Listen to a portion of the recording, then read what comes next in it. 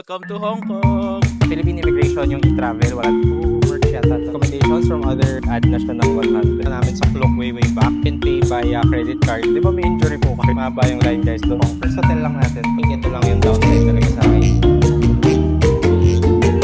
Okay, buti tumuloy tayo. What's up guys? We arrived sa Hong Kong International Airport and hindi tayo solo travel today. Hindi rin family travel. Yung mga kasama natin.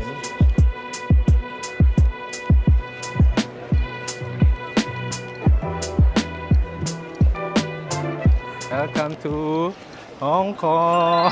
First time mo sa Hong Kong, ganito lang yan. Madali lang naman yung requirements para sa ating mga Pilipino. Kailangan mo lang ng valid na passport and walang kailangan na visa i-prepare. Wala ring any document na kailangan para sa Hong Kong immigration. In fact, the only thing you need ay yung e-travel para sa Philippine immigration naman.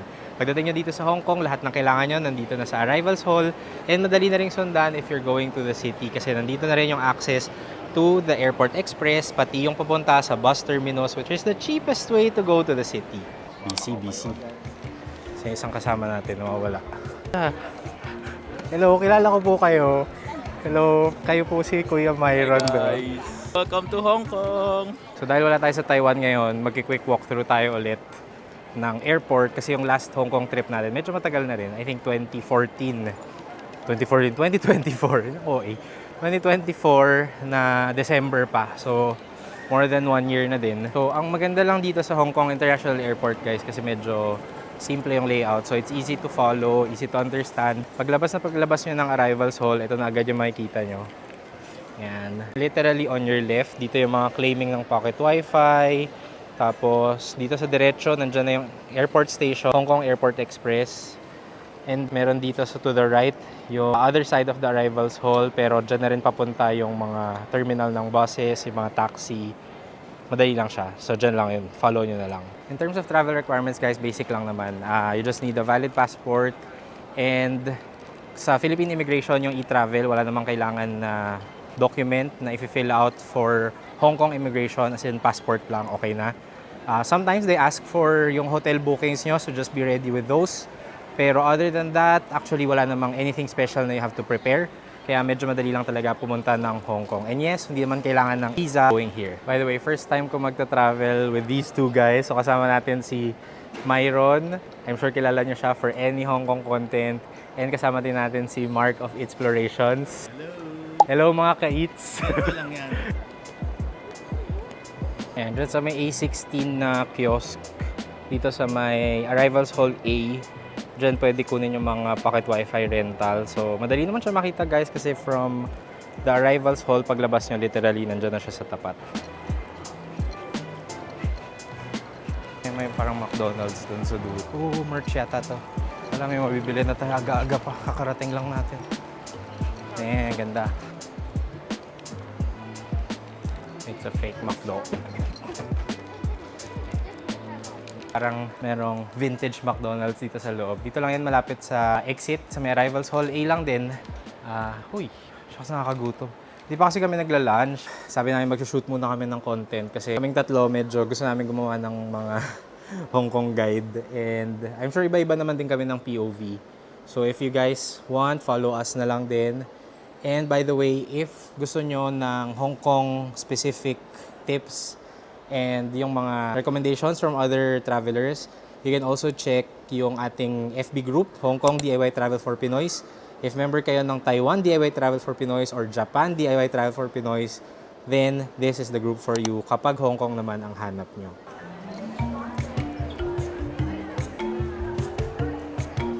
Parang sarap nga ng milk tea. Lemon tea muna ako. Daily muna tayo. Sana malutong talaga. Sana malutong talaga.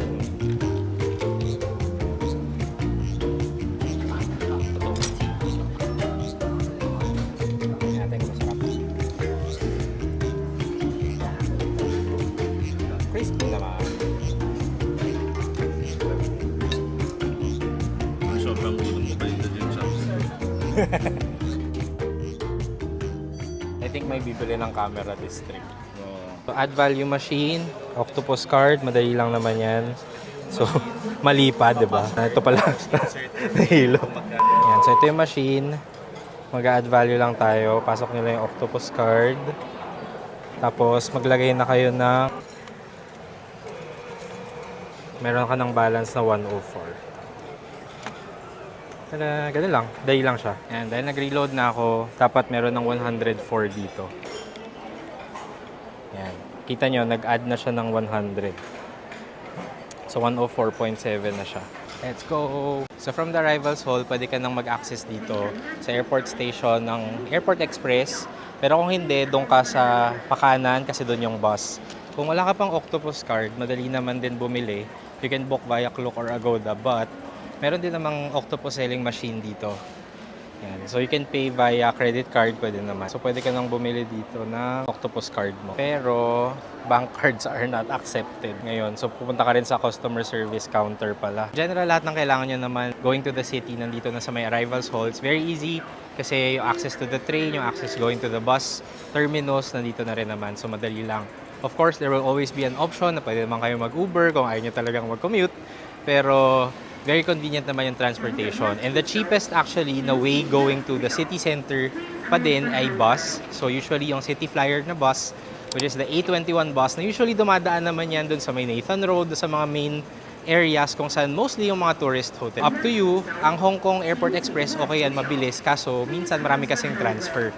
So if you prefer na nakaupo lang kayo and you want it a little bit more convenient, depende na lang din siguro sa oras, A21 bus din talaga yung magandang i-explore na sasakyan. Mag-bus tayo for this trip. Follow nyo lang yung sign to the city.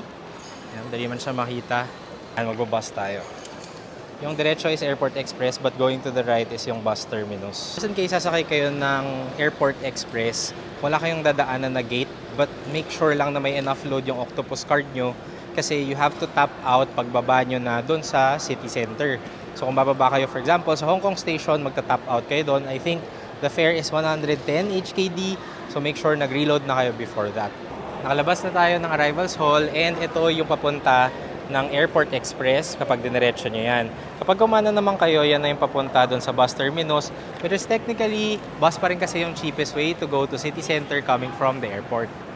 Hello, kayo po ba si Myron? Di ba may injury po kayo? Ba't ang bilis niya maglakad?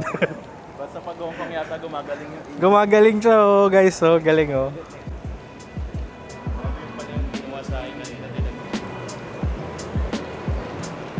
Makikita nyo agad yung signage naman na bus terminus. So, sundan nyo lang yon. Then from there, dire-diretso, makikita nyo yung A21 na bus. Yun yung sasakyan natin today. Mura lang yung fare. Hindi ko na lang maalala exactly how much, pero tingnan natin mamaya. What we'll use is our octopus card. Yung octopus card namin na yun, binook pa namin sa Klook way back. So you can do the same. You can book via Klook. Gamitin nyo na lang yung code ko. Or pwede rin naman sa Agoda. If you want to book there, up to you. Pwede rin yung code natin na Hey ENC. Bus terminus. Medyo matagal na yung last Hong Kong ko. Mga more than 1 year na din. Kaya it feels very familiar. I know where to go and all. Pero it also feels new. Newish. Excited pa din talaga ako to go around again dito sa Hong Kong. In 9 minutes, alis yung A21 na bus, which is yung sasakyan natin. So, you can pay guys via cash. Pwede rin naman e-payment. So, merong PayWave. So, meaning pwede yung mga credit card or Octopus, pwede din. Or pwede kayo bumili ng ticket. Yun nga lang pag cash walang suklian yan. So, exact fare only. Or else, wala kayo sukli. Sayang naman. Hey guys! Busy, oh, busy. Also, weather update. Unfortunately, ang init. Dapat nag-shorts na lang ako. Pa-jacket pa ako kanina sa airport. Ang init naman. Super. A21, paalis na to pero may line So feel ko hindi natin naabutan. Doon tayo sa next na ano pa. Mahaba yung line guys. Doon pa yung A21. Pero ito yung line. Sobrang haba.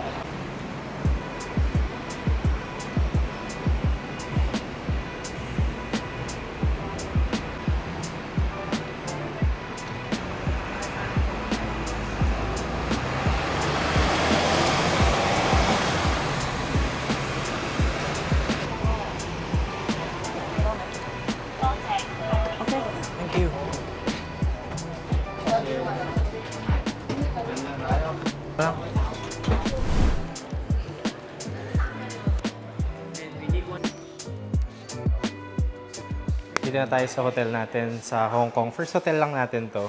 And lilipat pa tayo in the next few days. But this is Dash Living on Pratt. Very, very close doon sa bus stop ng A21 bus. Literally 1 minute away from the bus stop ng Modi Road. So, it's still early. But binigyan na nila tayo ng key for a 3 p.m. check-in naman talaga usually. Sobrang pagod na namin. Buti na lang meron na tayong kwarto. May room na.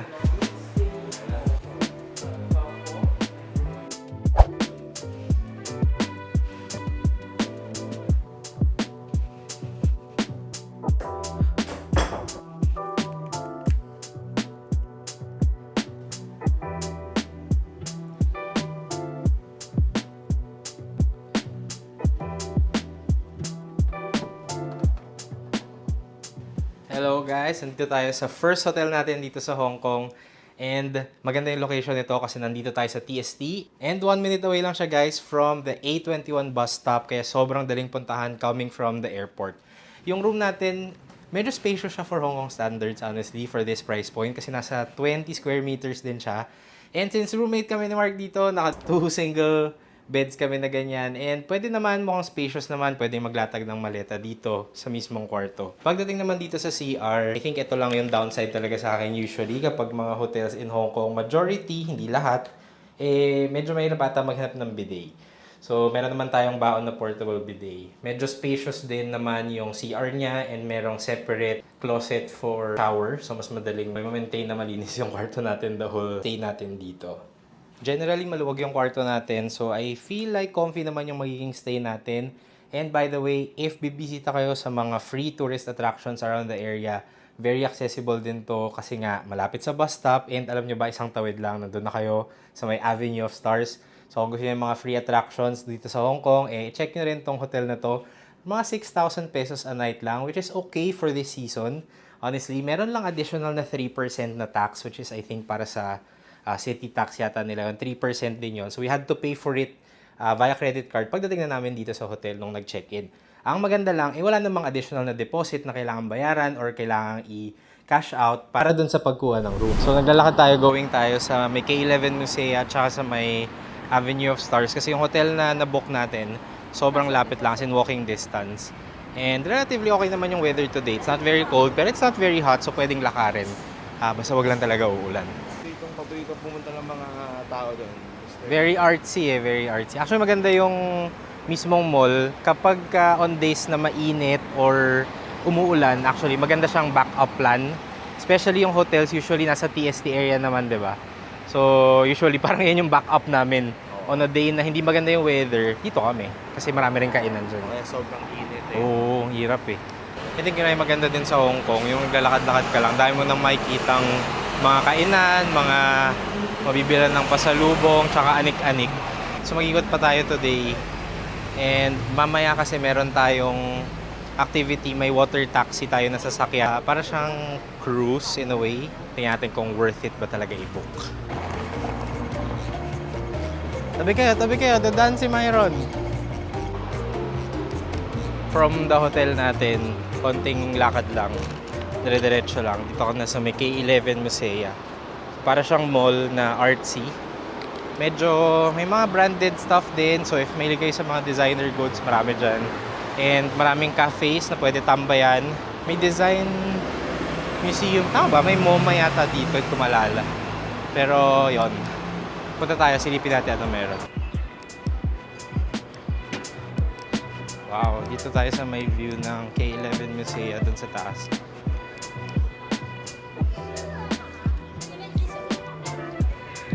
Ganda dito. Dito tayo sa rooftop ng K11 Musea and sobrang ganda ng view dito ng harbor, as in very clear view. Tapos, ang maganda, free lang siya. Walang kailangang bayaran. So, you can add this to your itinerary kung gusto nyo ng mga free attractions to visit and mga photo spots dito sa may Hong Kong. Look at that view, guys. Sobrang ganda.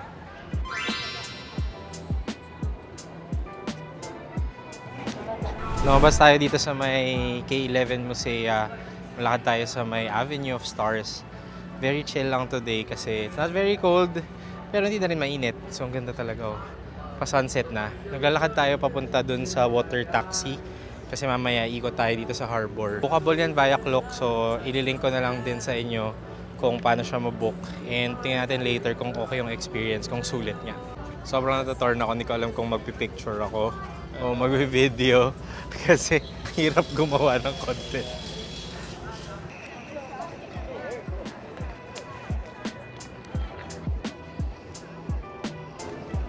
Pumunta tayo dun sa area ng water taxi kasi sakay tayo in a bit. Pero habang nagpapalipas ng oras, picture-picture muna tayo dito sa may Avenue of Stars. Ganda ng weather today kasi medyo hindi na maaraw, tapos yung wind medyo malamig. I think ito na yung water taxi. Yan, kiklaim natin yung tickets natin dito sa water taxi. Thank you pala Klook sa tickets namin. Medyo marami lang tao ngayon. I think may tours kami nakasabay. So sana yung 6 o'clock na time slot namin hindi naman sobrang daming tao. Medyo change of plans kasi sobrang daming tao. So we'll just go around dito sa area ng K11 Musea. Siguro picture-picture kasi maganda naman yung sunset. And actually maganda yung weather today. So ikot-ikot lang kami. And siguro mamaya kakain tayo. It's our first day pa lang naman dito sa Hong Kong. And we have the whole week para umikot. Change of plans ulit. So nandito yung tickets namin. Sakay kami ng water taxi. Medyo marami lang tao. So hopefully good experience siya. Alright, so papakyatin kami sa second floor basta kailangan suit-suit namin. Limobay ka ba? Let's go! Board na tayo. Yeah. Okay. Yun. May mga snacks and drinks dito sa loob. Wow. Actually, ganda dito sa loob. Ay, pwede tayo sa taas. Tayo lang. Pag meron ka nito, pwede ka umakyat. Kaya tayo. Wow, ganda guys. Eh! In fairness, ganda! Okay, buti tumuloy tayo.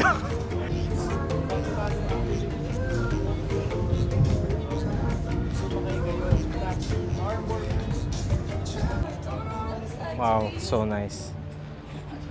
Ganda ng timing natin, sunset. So kung naghahanap kayo ng medyo unique way to spend the sunset dito sa Hong Kong, try nyo itong water taxi, itong harbor cruise. Sobrang ganda guys, as in ang ganda. Kung meron kayong camera or gusto nyo mag-picture-picture, I think it's a very nice experience dito sa Hong Kong. Admittedly, nakailang po na ako sa Hong Kong pero medyo unique ito. Cheaper way to do it is pwede ka mag-Star Ferry pero I think this is quite unique kasi medyo maluwag. Ayan. Medyo solo namin yung whole top deck actually. Kung nakailang punta na kayo sa Hong Kong, tapos gusto niyo ng medyo kakaibang gagawin, aside from the usual tourist spots, then you might want to explore booking this one. Hindi naman siya ganun kamahal and I feel like the experience is worth it for what you get naman talaga. Hindi ko in-expect kasi honestly sabi ko nga, baka wag na lang kami tumuloy kasi parang ang daming tao. Pero apparently hindi naman ganun karaming tao. And I feel like ang ganda ng experience kasi it's a nice way to cap the day. Kung gusto magmuni-muni or medyo romantic, ayan, tingnan nyo naman yung view ko ngayon. Ayan, ganda, diba? Tapos may dala pa akong camera. Sobrang na-enjoy ko talaga siya ngayon. And ito yung mga moments during travel na napapaisip ka na lang na very thankful din talaga sa mga blessings na dumadating recently. I know maraming challenges for everybody. I mean, lahat tayo may pinagdadaanan naman and all, but I feel like these moments na when you feel like you're more alive than ever, these moments remind us of all the blessings that we still receive every day. They may not be the exact things we wish for, but sometimes yun yung binibigay sa atin kasi yun pala yung kailangan natin or yun pala yung talagang para sa atin. And wala akong plano mag-emote pero medyo yun yung vibe kasi dito sa top deck actually. With all the view and all. Tingnan nyo naman yung view ko ngayon. Oh. Ayan, para makita nyo mabuti. Diba? Ganda ng sunset. May pa-music pa dito. Pwede mag-order ng drinks. Ayan. So, ito pwede nyo i-book to sa Klook. You can try to use my promo code, HENC Klook, pero just in case hindi na siya gumana, eh, ganun talaga. Pero I will give you the link kung paano to ibobook and saan to ibobook sa Klook para sure same na same yung mabook nyo doon sa experience namin ngayon.